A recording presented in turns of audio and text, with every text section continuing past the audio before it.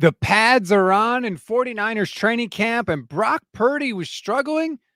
We're not really doing this again, are we? Don't freak out just yet. Plus, why Brock's comments to Mike Silver should have 49ers fans very, very excited.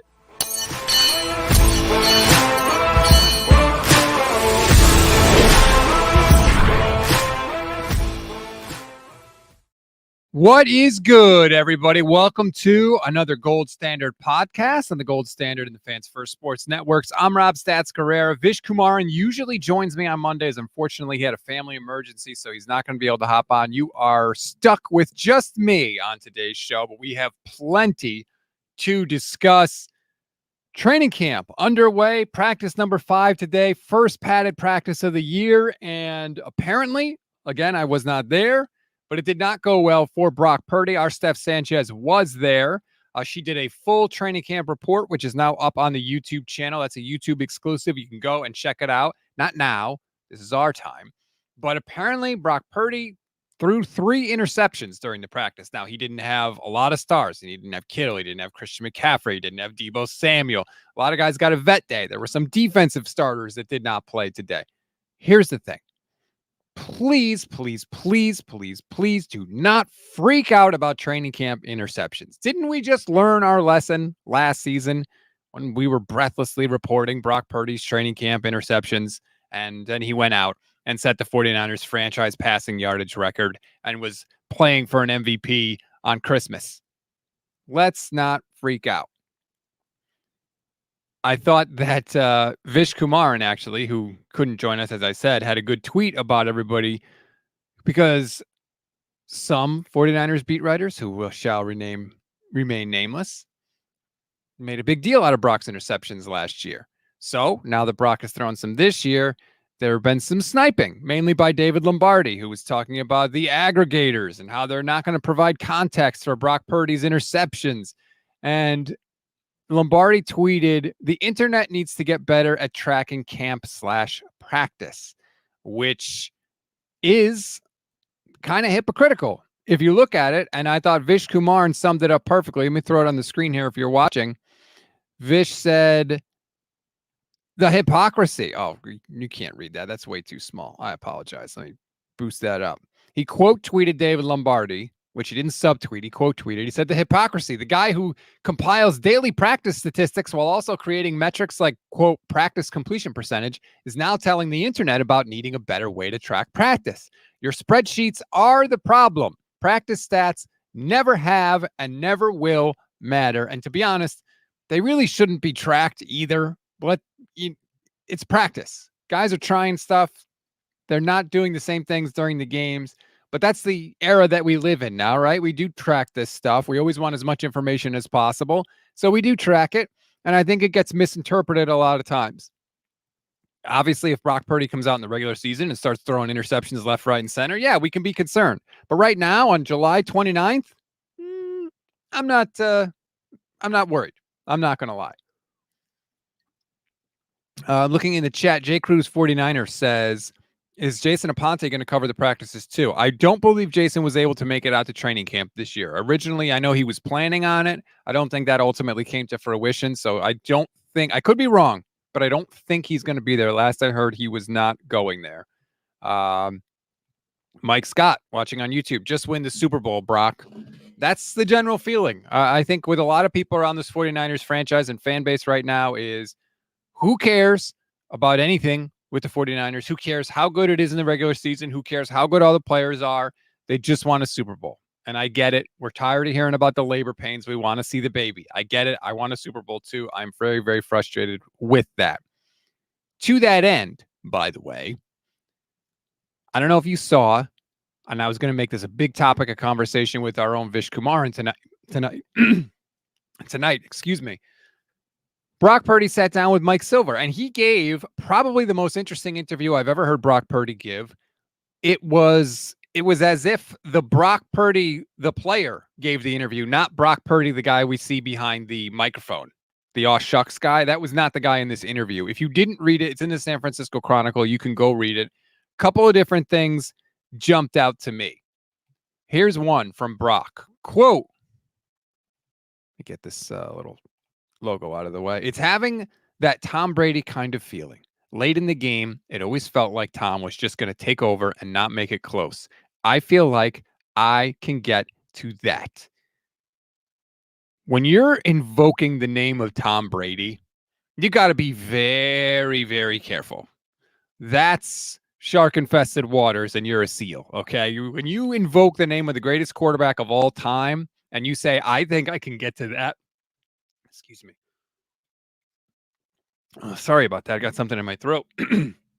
When you invoke the name of Tom Brady, the greatest quarterback of all time, and say, I feel like I can get to that, you're putting yourself out there. You're kind of sticking your neck out there a little bit because every time you do throw an interception or make a bad play, people are going to throw that right back in your face, right? You're talking about Tom Brady. You can't even do X, Y, and Z. You're throwing interceptions left, right, and center.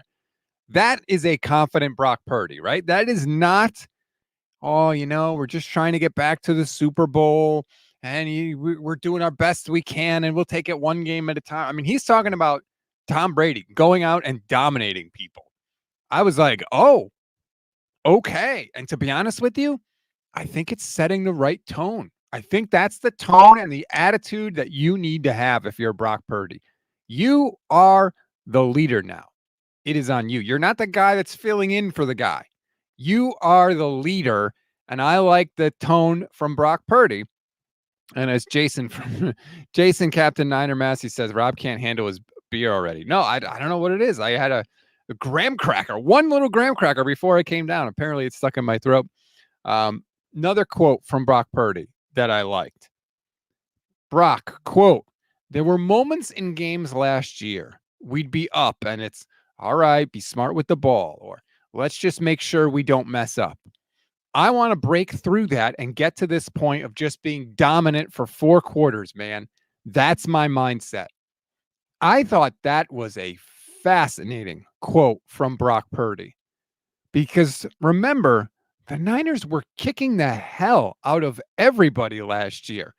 They beat the Steelers 30-7. They put up 30 on the Rams the next week, 30 on the Giants, 35 on Arizona, 42 on the Cowboys, right?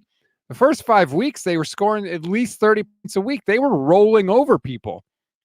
Now, maybe when he says that they kind of let off the gas a little bit, he's talking about some other point in the year, maybe against Cleveland, Minnesota, and Cincinnati. Those were the games where that came up. But even every other game, they were kicking the hell out of people. They whooped Jacksonville 34-3. They put up 27 on Tampa, 31 on Seattle, 42 in Philly. So if he's telling you that he didn't really step on the gas as much as he should, this offense is going to tear the hell out of people this year. I was really, really surprised. And if I were Mike Silver, I would have loved to follow up on that because my next follow-up question would have been, which games were those, Brock? Was it playoff games? Did you do it in the Super Bowl? Because I would want to know because the offense was so good last year. And he's telling you essentially there's a whole other level that they can get to. Again, this is not the aw shucks Brock Purdy, right? I feel like Brock would never say anything like that behind a podium. I love that he said it. I love the attitude. I love the confidence. I think that is the mindset that you should have. And I think it's a mindset that you can't get if you don't have it. You either have that dog in you or you don't. Brock Purdy seems like he does. That was a very strong quote from Brock Purdy. So again, I was fascinated by this interview. There's other things in the interview, a couple other things I want to point out. At one point, Brock, he actually tells Mike Silver this story. Brock was throwing a pass to Debo in training camp this year, and Debo started to run the wrong route. And before the pass was even all the way out of Brock Purdy's hand, he could see that Debo was running the wrong route. And he was yelling at Debo before he even threw the pass. That is the next step that I have talked about wanting to see from Brock. Making it his team, taking the reins, not Debo's team or Trent's team or Kittle's team, Brock Purdy's team. And Brian Griese talked about that earlier in the year, how he discussed specifically leadership being sort of the next step that Brock Purdy had to take. And it certainly sounds like Brock is taking it. And it's not just from Brock Purdy. Kyle Juszczyk also in this article, because Kyle Juszczyk loves to talk to Mike Silver. Quote, I honestly don't feel like Brock is phased at all by guys that are like, give me the ball. Even if I joke with him about it, or if any of us do, he's kind of like, shut up.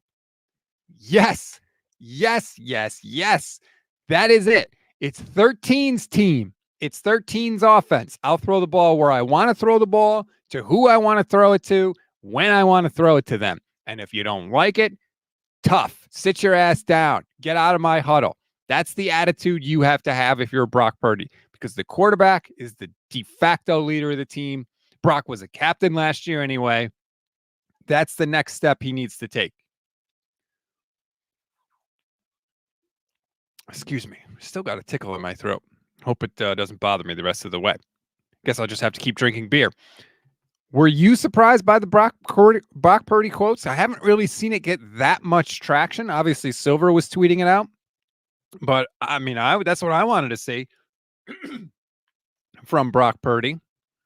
Maybe I'm making too big a deal of this. Let me know in the chat.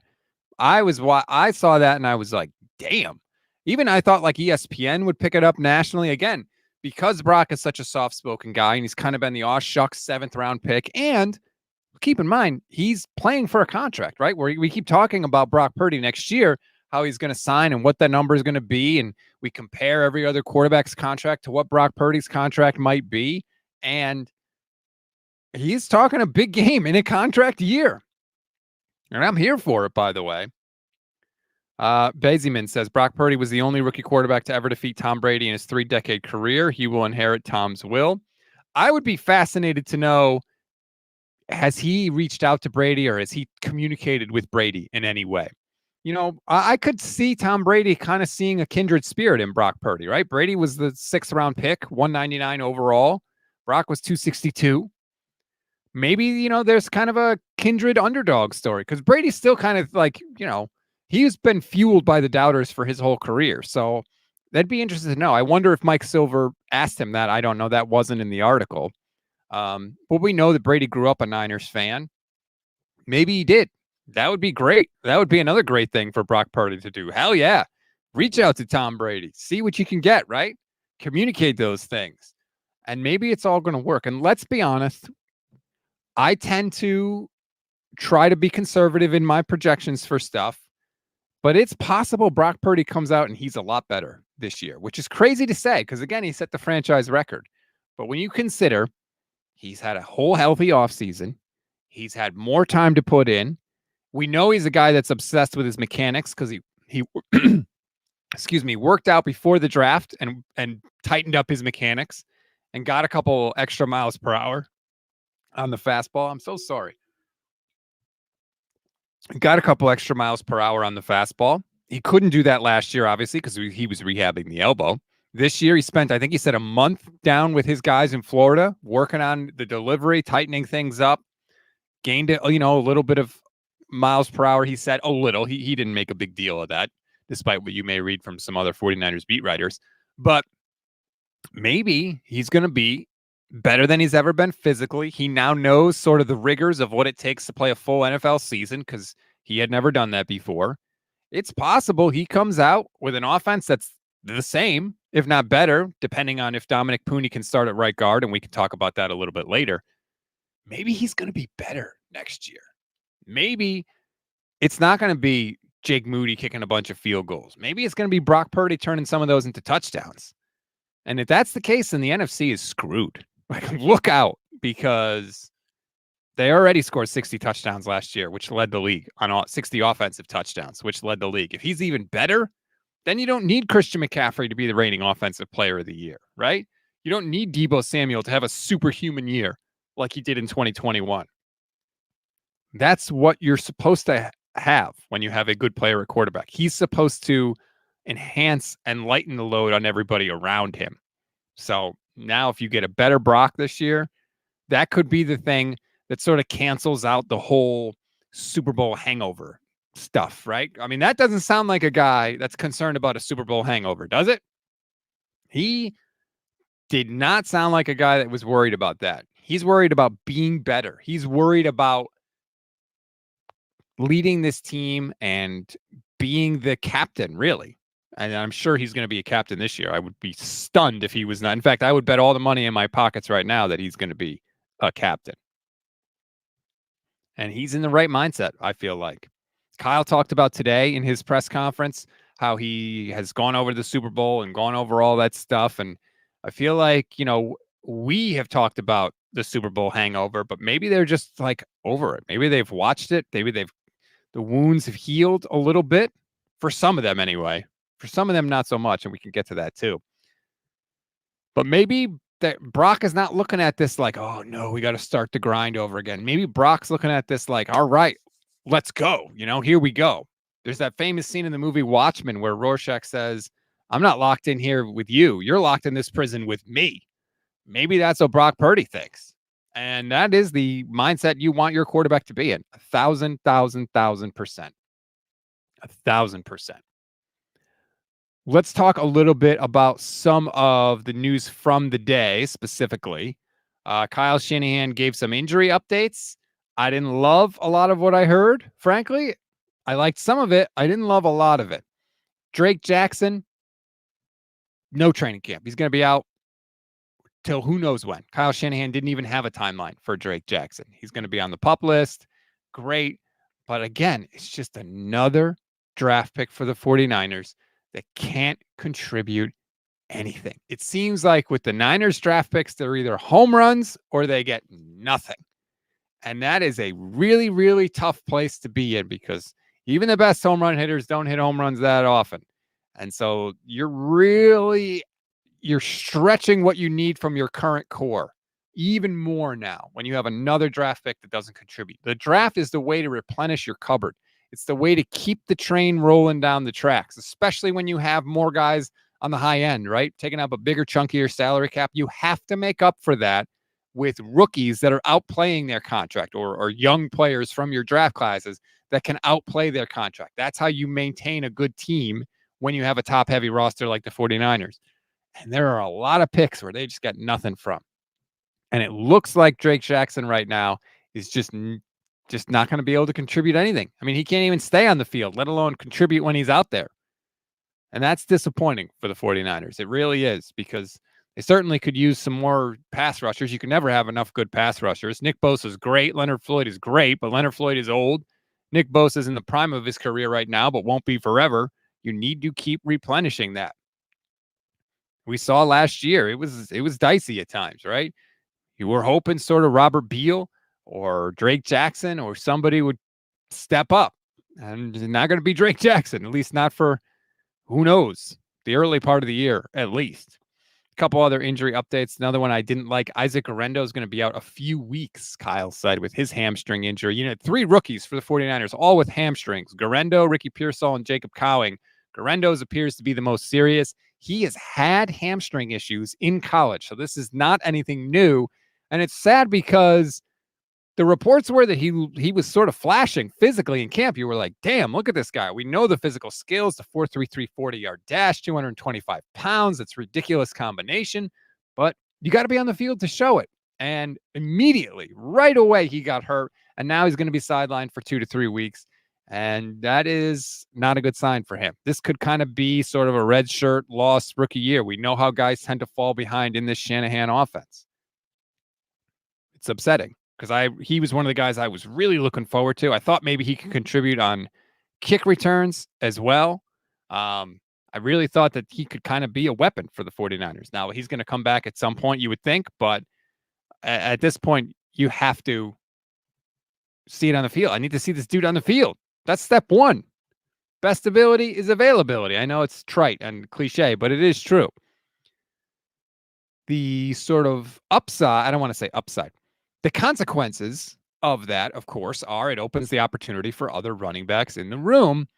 Thought it was really interesting that Kyle Shanahan basically threw up his hands and opened the door to the backup running back job. He even said, he went as far as to say, look, we love Elijah Mitchell, but JP Mason's really good. He runs the ball at a very high level. And Kyle said, we'll see what happens. And that, if you're Elijah Mitchell, that can't be fun to hear. But the facts are the facts.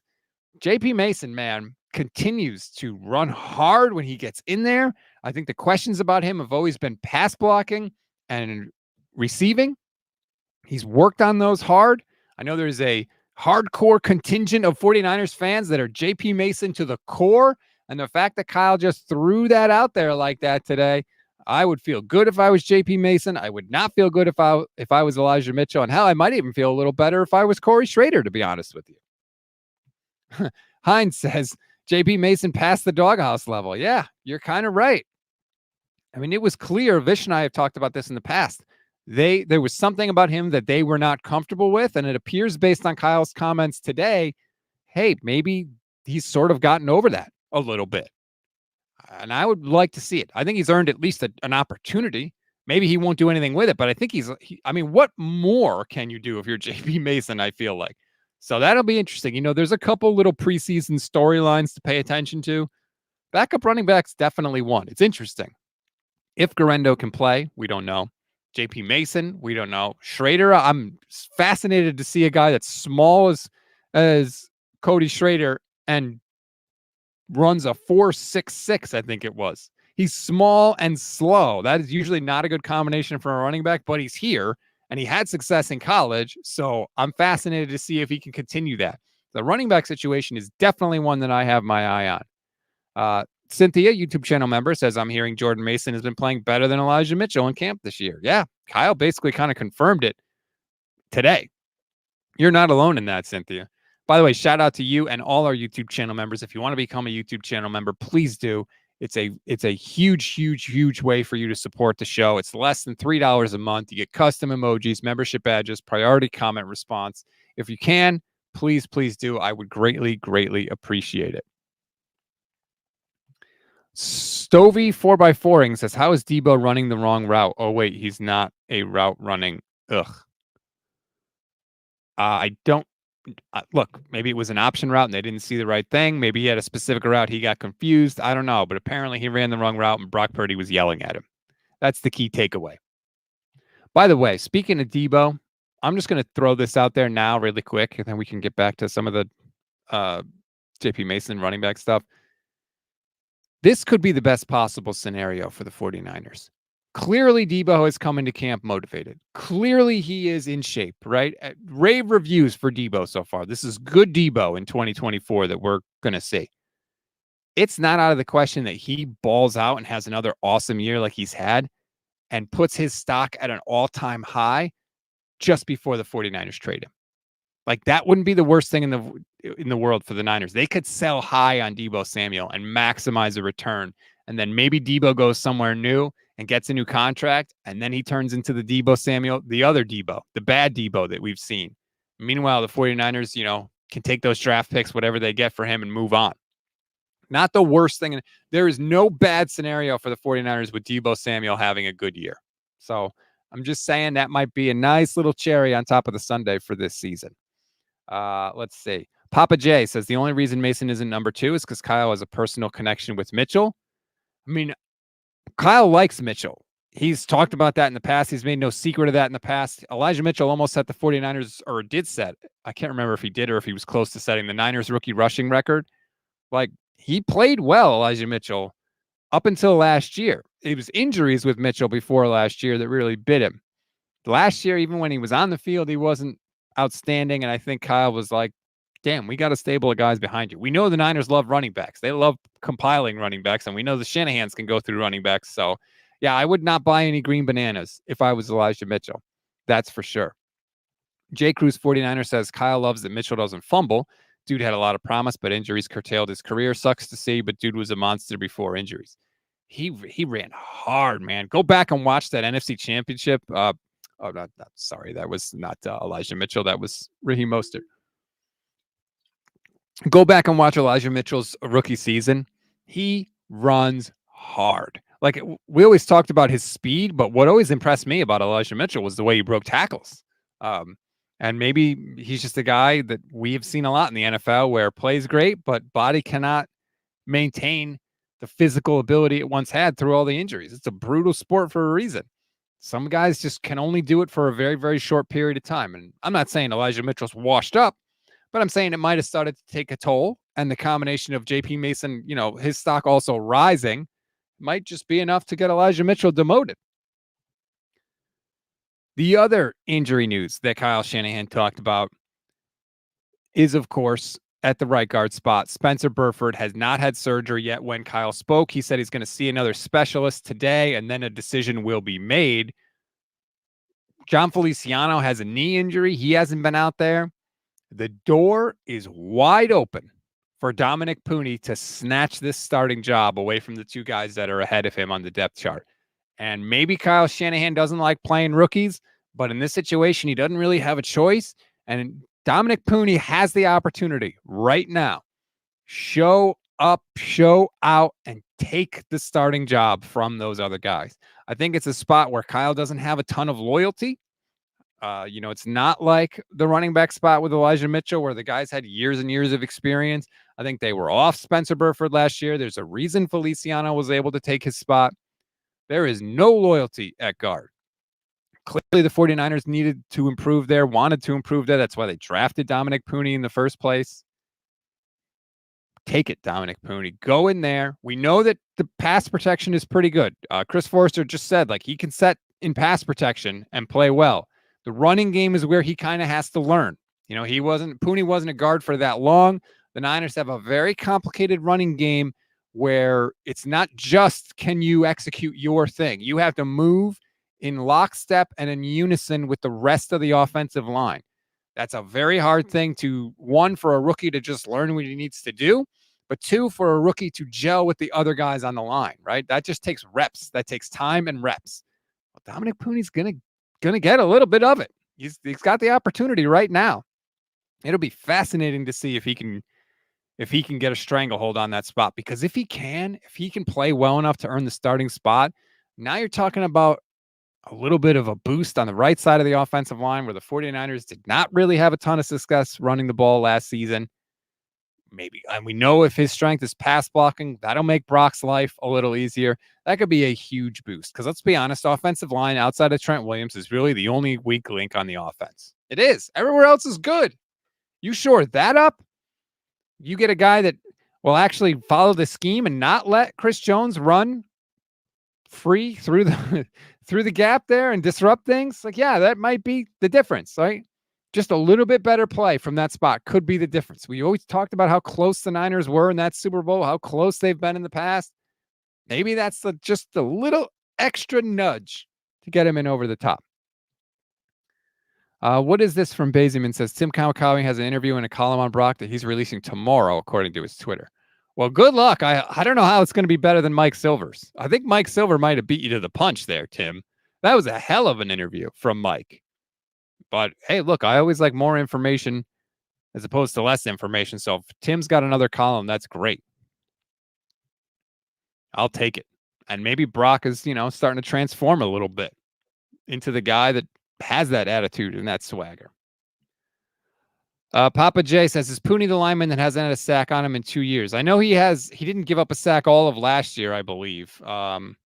He had quite a streak. I do know that. So, obviously that's going to come to an end at some point in the NFL. So it's just like Sauce Gardner hadn't given up a touchdown in college. I interviewed him before he came into the league, and I was like, Sauce, that's going to end, right? And he was like, well, we'll see, which is awesome confidence. That's the confidence you want from a guy. But we scored touchdowns on Deion Sanders. Somebody's going to score on you. The sack streak is going to end, yes, but still. Santiago says, I could go without ever hearing stats saying, not now, this is our time. Well, now I'm going to say it even more. Come on. You can't put that on the tee for me right there. Stovey 4x4ing says, another wasted pick. We need a new scouting department. Well, hold on. Let's ease up here. We got to see what this year's draft class is, right? Let's not throw the baby out with the bathwater, so to speak. They had a bunch of picks this year. We still don't know what Pearsall is because he's been hurt. He was back at practice, by the way, doing individual stuff. Didn't do any of the team stuff today. Shanahan said as long as he responds okay, he'll be in the team stuff tomorrow, so that's good.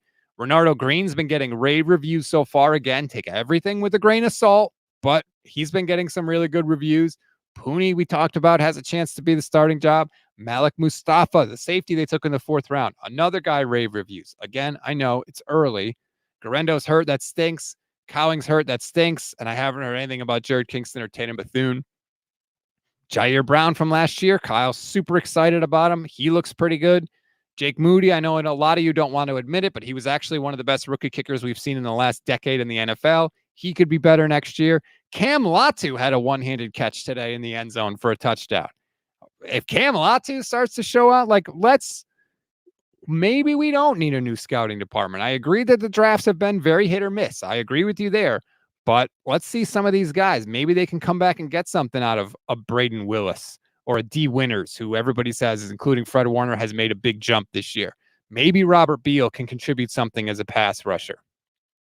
I don't know about that 2022 class. Ty Davis Price is gone. Drake Jackson, we already talked about. He's gone. Danny Gray, I don't even know if he's ever on the team anymore. Spencer Burford lost his starting job. That one's looking a little dicey, although Brock Purdy obviously came in the last pick of that year. But maybe the picks from the last 2 years, we can't close the book on them yet. So let's not totally trash the scouting department just yet. Hines says Malik Mustafa. Yeah, I mean, ever since I saw that picture of him where he looks like a friggin' beast, he's just a monster. Now I'm hearing he's all over the place on the field. You put him together with Hufanga, that could be a fascinating. You put Jair Brown, Hufanga, and Malik Mustafa on the field at the same time as some sort of crazy-ass defensive package. I could sign for that. That might be very, very interesting. Jay Cruz, 49er. Rave reviews from this crack team of 49ers beat writers means nothing. I loved when Rob called out Grant for the lack of journalism. We can't do it, Rob. All stories go to NFL Network. Yeah, I did call him out to his face. Because like I always say, I never want to say anything on the air, wherever I am, that I wouldn't say to somebody's face. So I waited till I did the show with Grant to call him out for the 49ers beat writers not having anything or knowing anything about Brandon Ayuk's trade request. I thought it was bull. And he said the same thing that Matt Barrows said, which is basically all the stories get fed to NFL Network, which I think is a bunch of crap. You can have your own sources. What are we doing here? You have to try. So yeah, I did call him out. And I agree. Like I said, you have to take the training camp stuff with a grain of salt for sure. We don't know. Hell, Brock Purdy was a classic example, right? Some people said his camp was awful his rookie year. Some people said he looked really, really good. It's the same camp, right? Brock Purdy did what he did, but we got conflicting reports. But we'll get to see for ourselves, right? That's the best part about all this. We'll get to see for ourselves because guess what?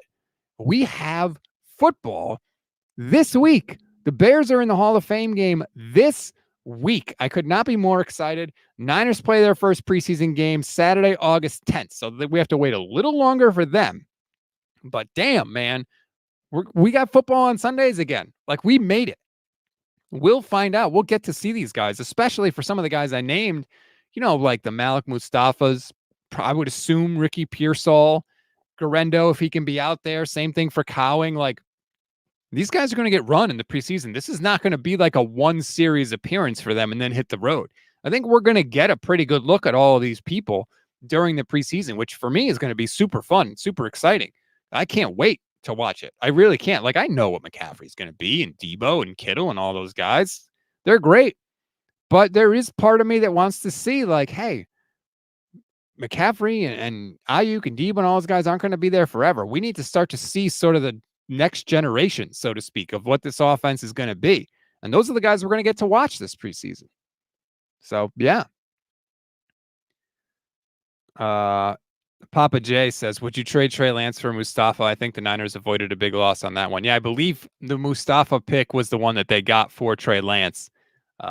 So, hey, if you could turn that into a productive player, that would be a massive win for the 49ers because right now they're taking a big L on that one. Bazeman says, I wish we could hire the Patriots O-line coach who retired that was responsible for coaching up their O-line during their dynasty. That would be Dante Scarnecchia. You don't like Chris Forster? You're going to replace him with Dante Scarnecchia? 76-year-old Dante Scarnecchia, by the way. Look, the Shanahan system protects the offensive line. Joe Thomas talked about it when Kyle was his offensive coordinator. You don't need to have the best offensive linemen in this system. You're the most physically talented guys. And Kyle has demonstrated that. He's made 2 Super Bowls with offensive lines with some people on there that you can't even remember. Mike Person started at right guard for the Niners in the Super Bowl in 2019, right? it's been proven out. Now, I know it rears its head in certain moments, and that is a fair criticism. But for the most part, like I said, this offense scored 60 touchdowns last year. That was the most in the NFL. Kyle's finding a way to navigate it. I agree with you that he could have picked more offensive linemen this year or picked some earlier this year. That's a fair criticism. But at least give the man the benefit of the doubt. Like the offense, you can't say the 49ers offense hasn't been really good. You can't say that. It's just contrary to the facts if you were to try and say that. So, well, let me see some of the other news from Kyle coming out of today. Let's see. Apparently, Renardo Green was with the ones today, and he was at outside corner, which was a little bit of a switch. Diamondor Lenore, they moved to the nickel. That's another preseason thing to watch. The Niners were a nickel for the vast majority of the time last year. So what they decide to do with Lenore and Green, if it's Green, or Isaac Yadam, who's also I've been seeing some nice things about the sort of musical chairs that they're going to have to play there is going to be interesting because most of the time they're going to be a nickel. Okay, sorry, I'm seeing the Tim Kawakami thing. I guess he interviewed Brock Purdy, and so it's going to be a podcast article crossover. So that'll be good. I thought that TK's interview with Kyle Shanahan, as I talked about on this channel, was fascinating. I thought there were a lot of interesting things that came out of that. So I will be interested to hear that breakdown with Brock because the one with Kyle was really interesting. So plus now Tim has this Mike Silver column to ask Brock Purdy about. So we sort of has the benefit of going second in that case. So yeah, I would be fascinated to see that. I will definitely go check that out. Andre, YouTube channel member, says Grant makes too much of a big deal about camp. He's already saying Brock won't recover from losing the Super Bowl like Jimmy. Yeah, I did see that, and I do plan to call Grant out on that on Wednesday. And if I forget, please somebody in the chat remind me. Because Grant, his new narrative, that I don't know where he came up with this was, well, after the Super Bowl, Jimmy Garoppolo was afraid to throw deep, and he never recovered from that. And maybe Brock won't too because he didn't throw deep in camp. I mean, talk about stretching it. My God, I got to call Grant out on that one. First of all, Jimmy Garoppolo didn't throw deep ever anyway. So, like, that whole narrative is bogus. That is really, really reaching for me. So I'm definitely going to call Grant out on that. I mean, like, dude, let's just stop freaking out about his interceptions over camp. It's one thing to freak out last year, right? When we had 5 games of Brock Purdy to go off of. And he was coming back from a major arm injury. But now we've seen him play for a full season. He got to the Super Bowl. He set the single season franchise record. Like, what are we doing freaking out about practice? I don't see any other team reporting breathlessly about their quarterback's interceptions during practice. And let me tell you, there are a lot of other teams out there with worse quarterbacks than Brock Purdy, and they're not doing it. So, yeah, let's really just chill with that. So I will definitely get into that with Grant. I mean, look, Grant likes to stir it up a little bit. We all know that, which if that's his thing, fine. But he knows me well enough to know by now that I'm going to call him out on it. And I will absolutely call him out on it. There was one more thing that I wanted to get to, and it was about sort of recovering from the Super Bowl. I don't know if I have the thing on my phone. I can try to get it really quickly. It was an interview with, not an interview, it was a podium session with Aaron Banks. And he was asked about, from Matt Barrows, about the mistake that Spencer Burford made. I'm trying to airdrop it to the computer right now because I want to play it for you if I can, because it's one of those things where if I say it, it doesn't sound as good as if you hear it and hear the question. Now, I haven't cleaned it up a little bit, so it's going to be kind of there might be some extra stuff in there. It's going to be a little dirty, as we used to say in the business, but let me try and get the video file up because I thought it was very interesting. Here's Aaron Banks on the podium. And get more acclimated into the offense. Burster said the other day that the mistake that Spencer made in the Super Bowl was very tough on Spencer. Do you guys, I mean, do you talk to him about that, and what kind of sort of advice or relief can you give a guy after something like that happens? Sore subject. Yeah, I'm gonna pass on that one. Ooh, Okay. I thought that was really interesting. Aaron Banks, like, he could have said, hey, I wasn't perfect. We all make mistakes. There were other plays in the game. We can't pin it all on Spencer Burford. He didn't say, he said it was a sore subject, and then he said nothing else. And what did your mom always tell you, right? If you don't have anything nice to say, don't say anything at all. That I did have to wonder, like, is there a little resentment there? Like, I just thought that when I watch all the press conferences, and for the most part, it's snooze fest, right? They don't really say anything. But when he didn't respond right away, I kind of like leaned forward in my chair and I was like, what's going on? What's he going to say? And then the fact that he said it was a sore subject and just passed. Now, look, maybe he was talking about the Super Bowl in general. I don't know. I don't want to, put words in his mouth, especially when he didn't say any pretty much. But I thought that was very interesting. I feel like there's more meat on that bone. Like, I would have loved a follow-up question, like, why don't you want to answer, or something like that. I just thought that was very, very interesting from Aaron Banks. Anyway, I'll talk more about that with Grant on Wednesday. Tomorrow's going to be bully ball. Again, our Steph Sanchez is there. She gave a full training camp report that's up on YouTube. You can go and check it out pretty much in 2 minutes because I'm wrapping this show up. So it won't be our time anymore in 2 minutes.